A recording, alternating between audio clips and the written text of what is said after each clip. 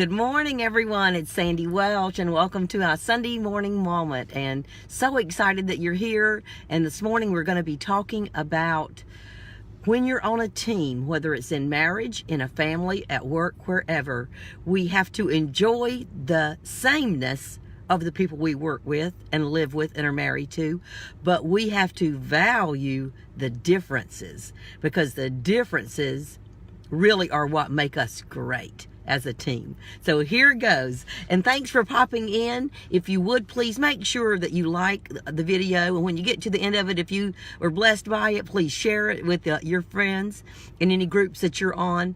But if you are not registered on YouTube, please click on register for YouTube and register for my group. You can see it, the link is above, and then ring the little bell so that you can get all my notifications. But here it goes. This morning I'm so excited to talk about valuing the differences, because the differences are truly what make us great as a team.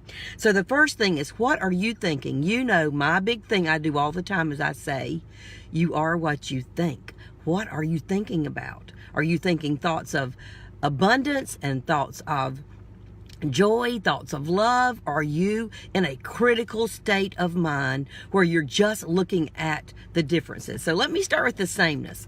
First of all, when you are, I'm just going to kind of share my marriage this morning, because that's the most powerful relationship that I have, and maybe it's the same for you. But my husband's name is Mike, and Mike and I are same in a lot of ways. In some ways, we're very much the same. And when you are the same, it makes you very strong. And it's easy to enjoy the sameness. It's not always easy to enjoy the differences, but it is pretty easy to enjoy and flow with the sameness. But the danger of the sameness is that it does not make you stronger. In a relationship, when you and your spouse or whoever it is are the same, you do not get stronger. You can enjoy it and it's fun because you're alike, but it does not make you better. So enjoy the sameness. It is a joy, and it is an area where we are alike. So enjoy it, absolutely. But you don't get better when you're the same. For instance, if you're the same in being out and loving people and going to places, then you both enjoy doing that. It's super easy in your relationship. But let's say you're both the same and not managing money well. Then you're really weak, right? In not managing money well. So you can see how the sameness can be a benefit to you, but it can also be a place where you even become weaker together, because there's no one there that's stronger to encourage each other. So that's why I want to talk this morning about valuing the differences. Okay, so I'm going to tell you, when I first got married, and I've been married for over 35 years, we got married and I just knew I was going to be the best wife that ever hit the country. I mean, I was going to be the best wife that had ever been known in the world. I was going to be an awesome wife. This was going to be such a happy, good marriage. Oh, I was so excited. And during my first year of marriage, guess what happened? It was not as easy as I thought, because he was different than me. Like, we would finish church on Sunday night and I would say, well, let's go out with everybody. No, I don't want to. What do you mean you don't want to? What's wrong with you? Or whatever it is I wanted to do. He didn't really want to do that. Or the way I looked at something and I made a fast decision, that wasn't the way he made decisions, and he wasn't ready to make that commitment yet to whatever that decision was. Oh my goodness, I was so frustrated. In my first year of marriage, I was so frustrated. I cannot even begin to tell you now. Did I love this man? Yes. Was I committed to him? Yes. But was I frustrated? Yes, I was. So, and I can tell you, my husband is a wonderful person. I can tell you, I would not trade him for anybody. So that is not up for discussion. He is awesome. I absolutely adore him. But boy, is it challenging when you are different in relationships to be able to get along in your differences. So I want to tell you a few ways that we are different. And I want to just challenge you, your thinking maybe, rather than kind of despising the differences and hating the differences and being frustrated by the differences. What if we embrace them? Okay? And so I'm going to go ahead and say this also. When you are in a relationship with someone and you do not like the differences, do you know that they know that? Do you know that they feel very judged every time we bring up something about how they're different and we don't like it?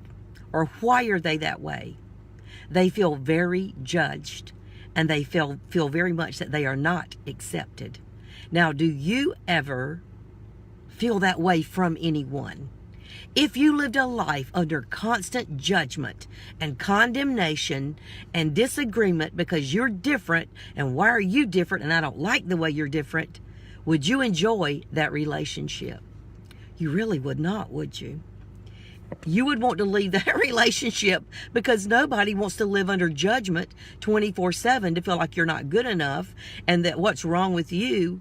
That's a very discouraging place to be. So I'm going to challenge your thinking today to say, if you're in that place of judgment with the people that are in relationship with you, switch your thinking, shift your thinking just a little bit to be able to say, I'm going to start valuing the differences instead of despising the differences. So here goes. These are some ways that my husband and I, having been married over 35 years, are still different, and we have had to learn to value the differences instead of despising them. So first of all, I want you to know that I am smart, and guess what? My husband's smart too. So we're the same there, but he's really brilliant. And so sometimes he overthinks me or says things that I just do not get them. I do not understand, and I have to listen to the long train to figure out how did he get to that decision or to that conclusion. But we are the same, but different. Also, I am fast. I walk fast, I talk fast, my body speed is fast. And guess what? Mike is not. Mike is slower. He's not slower mentally, but he's slower in his physical speed. He's slower in his decision making. I mean, I make fast decisions. I can make a decision in the next 5 minutes if I need to. Now, I'm going to pray about it. I'm not saying that, but I mean, I can make a fast decision and I can feel good about it, and it'll be the right decision. But Mike needs 24 to 48 hours for him to make the best decision. So, and that is something I've learned through great training that I've been in also, that just because I make fast decisions does not make me better than the person who does not make fast decisions. So for a while, I despised that. For a long time, I despised that. Because he didn't want to trust me, because he didn't understand that you could make fast and good decisions. And I despised him because I didn't think that it took that long to make a good decision. But Mike's personality is that he needs 24 to 48 hours to process and come to a good decision. Well, now that I know that and I accept that and I value that, I say, darling, I'm not asking you to tell me right now, but think over it for the next day or two and let me know what you think about this.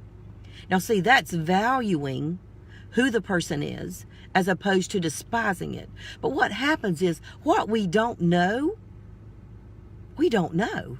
Did you know that you don't know? That you don't even know something yet? That was a breakthrough moment for me when I learned that you don't even know that you don't know this, Sandy. So you've got to learn some things in your life. So I have got to learn, and that's why relationships will make you better. When you have to start changing the way you think and perceive things, you have to get better. That makes you get better. And guess what? It makes you a better person. It makes you a better partner. It makes you a better team member. It makes you a better wife or a better husband. When you begin to understand that it is okay for people to be different. Different is not equal bad. Different just equals different. And actually, on a team, different equals good. Different equals better. Different equals best. Because you need different people on a team with different strengths and different abilities and different mindsets and perspectives to come up with the best action and the best everything on your team. Now, I'm going to tell you something else that we are different. I'm very confrontational. I know you would never think that, would you? Because I just seem so calm and cool and collected all the time.